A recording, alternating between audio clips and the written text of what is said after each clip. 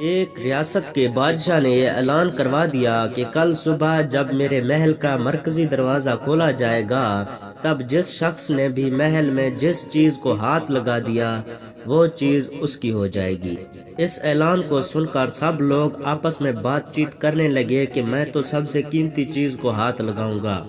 کچھ لوگ کہنے لگے میں تو سونے کو ہاتھ لگاؤں گا، کچھ لوگ چاندی کو، تو کچھ لوگ قیمتی زیورات کو، کچھ لوگ گھوڑوں کو، تو کچھ لوگ ہاتھی کو، کچھ لوگ دودھ دینے والے گائے کو ہاتھ لگانے کی بات کر رہے تھے۔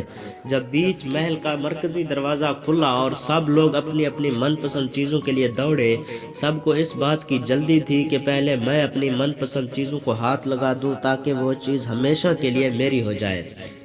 بادشاہ اپنی جگہ پر بیٹھا سب کو دیکھ رہا تھا اور اپنے آس پاس ہو رہی بھاگ دوڑ کو دیکھ کر مسکرا رہا تھا۔ اسی وقت اس بھیڑ میں سے ایک شخص بادشاہ کی طرف بڑھنے لگا اور آہستہ آہستہ چلتا ہوا بادشاہ کے پاس پہنچ کر اس نے بادشاہ کو چھو لیا۔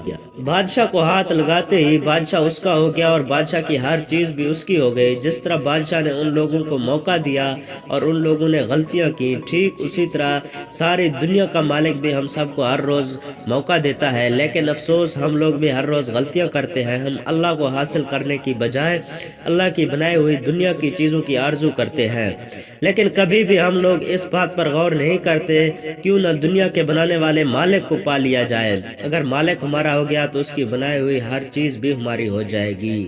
جزاک اللہ میرے دوستوں۔